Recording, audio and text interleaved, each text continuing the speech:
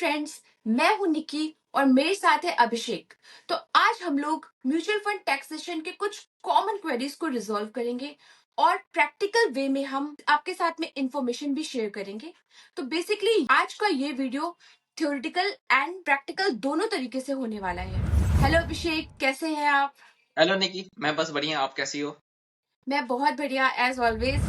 तो अभिषेक, आज का मेरा सबसे पहला क्वेश्चन ये है कि म्यूचुअल फंड इन्वेस्टमेंट पर हमें प्रॉफिट पर टैक्स कब देना पड़ेगा? तो निकी, अगर आप अपने म्यूचुअल फंड से रिडीम करें या तो आप अपने म्यूचुअल फंड को स्विच करें, तो दोनों केस में आपको म्यूचुअल फंड के प्रॉफिट के ऊपर में टैक्स देना पड़ेगा। स्विचिंग में अगर आप सेम एएमसी के बीच में भी अगर आप स्विच करें, जैसे कि मान लेते हैं कि निप्पॉन स्मॉल कैप से आपने निप्पॉन लार्ज कैप में आपने स्विच किया, सो इन दैट केस भी आपको टैक्स देना पड़ेगा आपके प्रॉफिट के ऊपर में। अगर आपने डिफरेंट एएमसी के बीच में भी अगर आपने स्विच किया, जैसे कि आपने निप्पॉन से स्विच करके आईसीआईसीआई में चले गए, देन इन दैट केस भी आपको टैक्स देना पड़ेगा।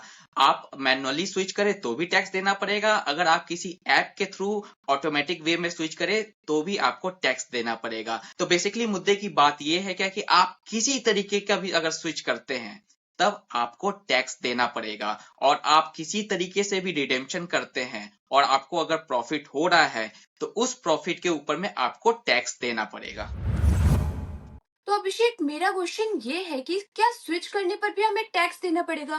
क्योंकि बेसिकली यहाँ पर हम रिडीम तो कर नहीं रहे हैं अपना अमाउंट, हम बस एक जगह से दूसरी जगह पर बस अपना अमाउंट को हम स्विच कर रहे हैं, यानी कि रीएलोकेट कर रहे हैं, या फिर हम तो हमें उस पर स्विच करने पर टैक्स क्यों देना पड़ेगा? देखो, आप जब भी स्विच करते हो तो बेसिकली बैक हैंड में चाहे आप मैनुअली स्विच करो या आप किसी ऐप के थ्रू ऑटोमेटिक स्विच करो, तो बैक हैंड में वो सारे एप्स या म्यूचुअल फंड कंपनीज क्या करती है, सबसे पहले आपके अमाउंट को रिडीम करती है और उस रिडीम अमाउंट को वापस से जाके री इन्वेस्ट करती है। इसलिए आपको दिखता तो बड़ा सिंपल है कि आपने स्विच कर लिया, लेकिन बैक हैंड में रिडेम्पशन प्रोसेस होता है और उसका स्टेटमेंट भी आपको आपके ईमेल पे आएगा। इसलिए जैसे ही रिडेम्पशन आपके सीन में आ गया वैसे ही आपको टैक्स देना पड़ेगा।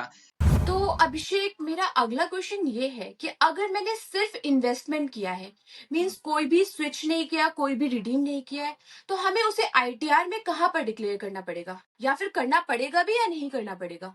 सेकंड क्वेश्चन आपका सही है कि आपने अगर सिर्फ इन्वेस्टमेंट किया है, आपने कोई भी रिडेम्पशन नहीं किया है, कोई भी स्विचिंग नहीं की है, तो आपको अपने इन्वेस्टमेंट को डिक्लेयर करने की भी कोई जरूरत नहीं है। कहीं भी आईटीआर में जाकर के आपको अपने इन्वेस्टमेंट को डिक्लेयर करने की जरूरत नहीं है। लेकिन हाँ, वहीं पे अगर आपने ईएलएसएस टैक्स सेवर फंड्स में इन्वेस्टमेंट किया है, देन इन दैट केस आपको एटीसी में जाकर के अपने इन्वेस्टमेंट को डिक्लेयर करना है। Apart from ELSS tax saver funds या कोई भी ऐसे अदर फंड्स है जिससे कि आपका टैक्स सेविंग हो रहा हो, अपार्ट फ्रॉम दोज फंड्स आपको अपने इन्वेस्टमेंट को कभी भी आईटीआर में डिक्लेयर करने की जरूरत नहीं है, तब तक जब तक कि आपने रिडीम या आपने स्विचिंग ना की हो।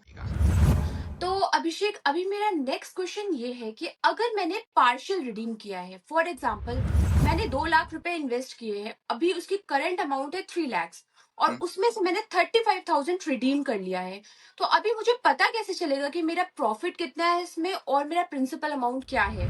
ओके निकी, तो आपका सिंपल सा क्वेश्चन ये है क्या कि आपने अगर पार्शियल विड्रॉ किया है तब उसमें से प्रिंसिपल अमाउंट कितना है और प्रॉफिट कितना है, और वो प्रॉफिट क्या लॉन्ग टर्म कैपिटल गेन लगेगा कि short term capital gain tax लगेगा? तो इस सारे क्वेश्चंस का जवाब आपको प्रॉफिट एंड लॉस स्टेटमेंट में मिल जाएगा।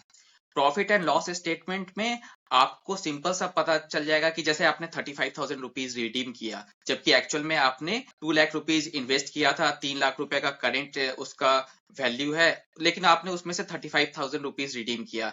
तो प्रॉफिट एंड लॉस स्टेटमेंट में ये क्लियर कट आपको पता चल जाएगा कि 35,000 में से कितना प्रिंसिपल है, कितना उसमें से प्रॉफिट है, और उस प्रॉफिट पे आपको long term capital gain tax लगेगा कि short term capital gain tax लगेगा। ये सारा का सारा आपको प्रॉफिट एंड लॉस स्टेटमेंट से पता चल जाएगा। जस्ट फॉर एग्जांपल मैं आपको है ना इसको प्रैक्टिकली भी शो कर देता हूं। जैसे कि रिसेंटली मैंने एक्सिस ब्लू चिप से कुछ रिडेम्पशन किया है। ये मेरा बहुत ही पुराना इन्वेस्टमेंट था, एक्चुअल में 2016 से मैंने इसे इन्वेस्ट करके रखा था। फिर 2-3 साल पहले मैंने इसे कैंसिल कर दिया एसआईपी, लेकिन आज तक मैंने कभी रिडेम्पशन नहीं किया था। लेकिन करेंटली अभी मैंने इसमें से कुछ 51 या 54,000 रुपीज इसमें से रिडीम किए हैं। रिडीम करने के बाद में मैंने प्रॉफिट एंड लॉस स्टेटमेंट को डाउनलोड कर लिया, उससे मुझे सारा कुछ पता चल गया। प्रॉफिट एंड लॉस स्टेटमेंट आप 2-3 तरीके से डाउनलोड कर सकते हैं। अगर आप मेरे स्क्रीन पे देखें तो ये एक्सिस म्यूचुअल फंड का वेबसाइट है। यहाँ पे आप देख सकते हैं क्या कि ये मेरा पोर्टफोलियो है। यहाँ पे मैं अपने नाम पे क्लिक करता हूँ, यहाँ पे डाउनलोड स्टेटमेंट पे यहाँ पे मैंने क्लिक कर दिया। तो एक बात मैं आपके साथ में और शेयर कर दूं कि आप चाहे जो सा भी म्यूचुअल फंड में इन्वेस्ट करें और कोई से भी ऐप के थ्रू करें, चाहे वो ग्रो ऐप हो जाए, जिरोधा का कॉइन हो जाए, एंजल ब्रोकिंग हो जाए, कोई सा भी ऐप से अगर आप इन्वेस्टमेंट कर रहे हैं, ध्यान रखें क्या कि जो भी म्यूचुअल फंड में आप इन्वेस्ट कर रहे हैं उसके वेबसाइट पे जाकर एक बार रजिस्टर जरूर कर दें अपने इन्वेस्टमेंट को। अपने पैन कार्ड के अगेंस्ट में आप अपने आप को रजिस्टर जरूर कर दें, क्योंकि कल को अगर उस ऐप में कोई प्रॉब्लम हो जाए, वो ऐप डूब जाए, तो एटलीस्ट आपका जो बेस्ड म्यूचुअल फंड का वेबसाइट है उस वेबसाइट पे आपका रजिस्ट्रेशन क्लियर कट हो। तो करेंटली जैसे कि आप यहाँ पे देख सकते हैं क्या कि ये मेरा एक्सिस म्यूचुअल फंड का लॉगिन है। तो मैं सारे इन्वेस्टमेंट ग्रो से करता हूँ, लेकिन बैकएंड में मैंने एक्सिस म्यूचुअल फंड पे जाकर के अपना रजिस्ट्रेशन कर रखा था। यहाँ से मैंने यहाँ पे डाउनलोड स्टेटमेंट पे मैं यहाँ चला गया हूँ। यहाँ पे मैंने कैपिटल गेन को क्लिक कर दिया है, सेलेक्ट कर लिया है। इसी तरीके से आप अपने वेबसाइट पे भी जो म्यूचुअल फंड का वेबसाइट है वहां पे कर सकते हैं। मैं यहाँ पे फॉर पैन सेलेक्ट कर देता हूँ, करेंट फाइनेंशियल ईयर यहाँ पे सेलेक्टेड है, और इस कैपिटल गेन को मैं जाकर के ईमेल कर देता हूं। तो कैपिटल गेन जो है स्टेटमेंट वो मेरा ईमेल हो जाएगा। तो ये पहला तरीका है कि आप अपने प्रॉफिट एंड लॉस स्टेटमेंट को कैसे डाउनलोड कर सकते हैं। सेकंड है एमएफ सेंट्रल का वेबसाइट। तो एमएफ सेंट्रल के वेबसाइट पे जाकर के आप वापिस से यहाँ पे लॉग इन कर ले। तो एमएफ सेंट्रल में पहले तो आप अपना रजिस्ट्रेशन कर ले, उसके बाद में यहाँ पे लॉग इन कर ले। लॉग इन करने के बाद में यहाँ पे लास्ट में आपको यहाँ पे स्टेटमेंट दिखेगा, आप यहाँ पे स्टेटमेंट पे आ जाएं। उसके बाद में आप कंसोलिडेटेड कैपिटल गेन्स स्टेटमेंट पे आ जाएं। यहाँ पे कैपिटल करेंट फाइनेंशियल ईयर को मैंने सेलेक्ट कर लिया है, यहाँ पे मैंने यहाँ पे सबमिट कर दिया है। तो ऑलरेडी आप यहाँ पे देख सकते हैं क्या कि मैंने ऑलरेडी डाउनलोड करके रखा है। तो इस डाउनलोड को चलिए देखते हैं। तो ये एक्सेल शीट ओपन हो चुका। आप यहाँ पे मेरा समरी देख सकते हैं कि इसको थोड़ा सा मैं जूम कर देता हूँ कि मैंने एक्चुअल में 51,975 रुपीज का रिडेम्पशन किया था, जिसमें कि कॉस्ट ऑफ एक्विजिशन 24,000 था। तो कॉस्ट ऑफ एक्विजिशन का मतलब होता है प्रिंसिपल अमाउंट, ठीक है। तो 51,900 जो मैंने रिडीम किया था उसमें से 24,568 रुपीज मेरा प्रिंसिपल अमाउंट है। And long term without index capital gain and loss, तो ये मेरा 27,000 है। तो इस स्टेटमेंट से मुझे क्लियर कट ये पता चल गया। अब स्कीम लेवल समरी पे आप यहाँ पे देख सकते हैं, इसे मैं जूम कर देता हूँ कि मैंने एक्सिस ब्लू चिप को यहाँ से रिडीम किया था 51,900 रुपीज का। इसमें से नेट वैल्यू 24,500 रुपीज का मेरा प्रिंसिपल अमाउंट था और 27,000 रुपीज का मेरा ये प्रॉफिट अमाउंट था। और यहाँ पे इस कॉलम में आप देख सकते हैं क्या कि ऑलरेडी यहाँ पे लिखा हुआ आ रहा है लॉन्ग टर्म कैपिटल गेन। तो ये 27,000 जो भी मैंने रिडीम किया था, ये टोटल का टोटल मुझे इसे लॉन्ग टर्म कैपिटल गेन में शो करके वहां पे टैक्स डिक्लेयर करना पड़ेगा। ओके, तो अभिषेक हमें इस प्रॉफिट को डिक्लेयर कहाँ पे करना पड़ेगा?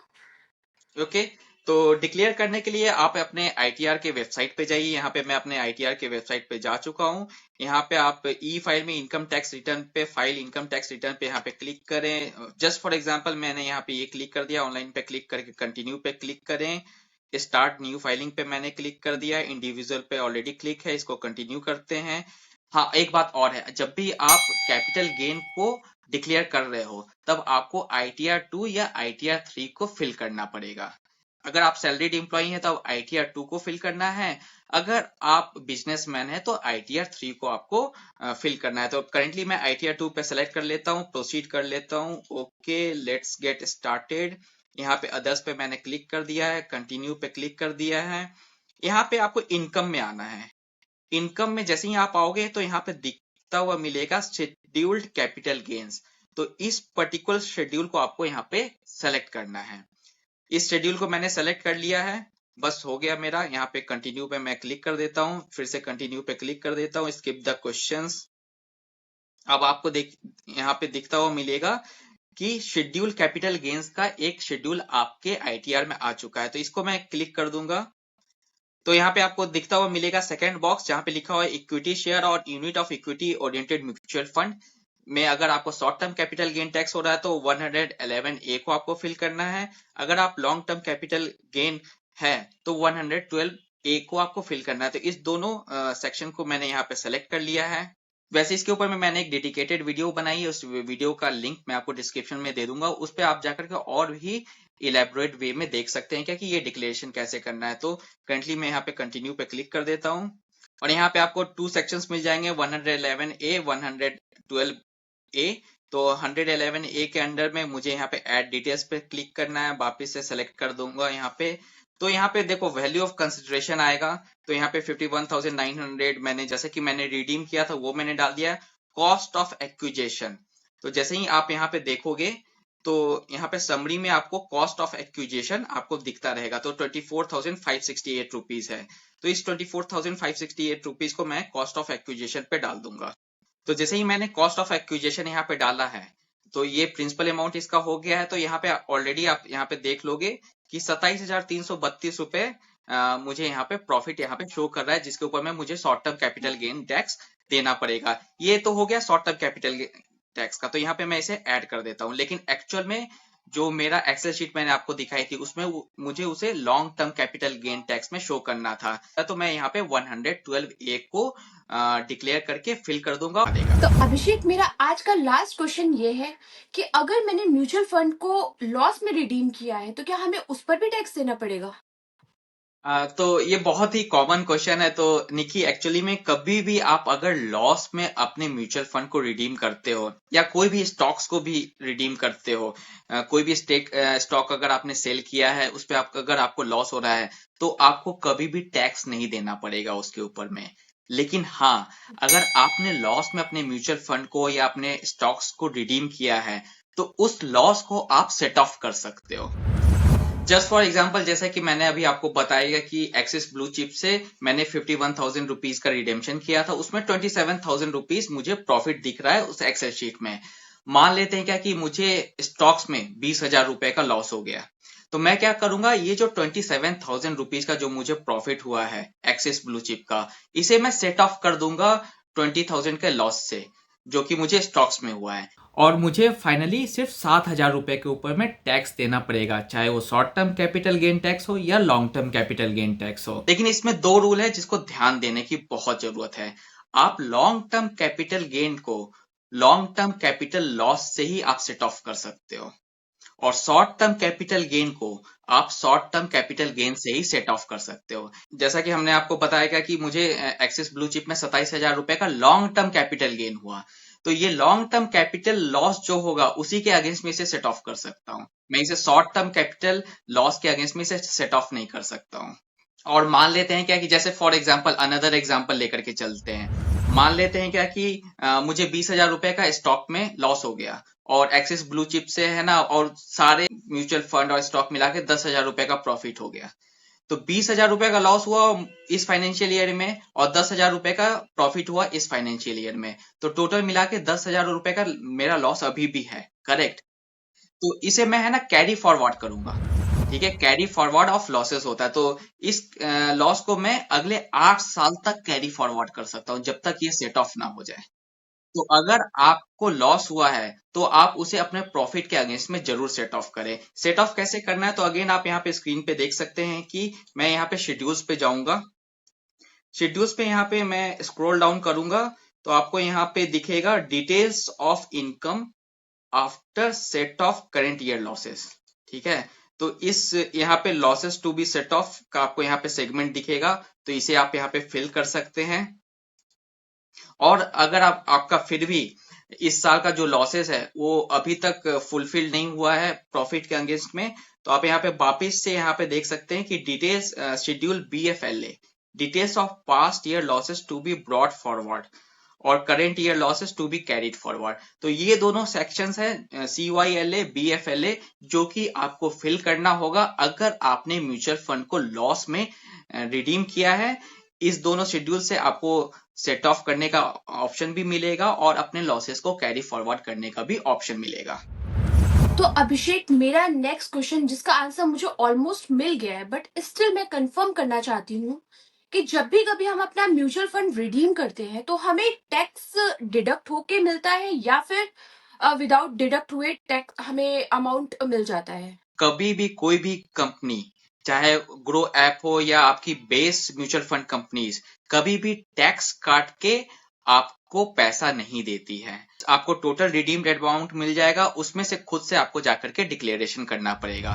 तो दोस्तों ये थी आज की वीडियो म्यूचुअल फंड टैक्सेशन के ऊपर में। अगर अभी भी आपके पास में कोई क्वेरीज है तो प्लीज कमेंट बॉक्स में ड्रॉप कर दें, हम लोग हर क्वेरीज का जवाब जरूर से देते हैं। तो फिर से मिलते हैं आपसे अगले वीडियो में, तब तक के लिए दोस्तों खुश रहे, स्वस्थ रहे एंड कीप इन्वेस्टिंग। जय हिंद।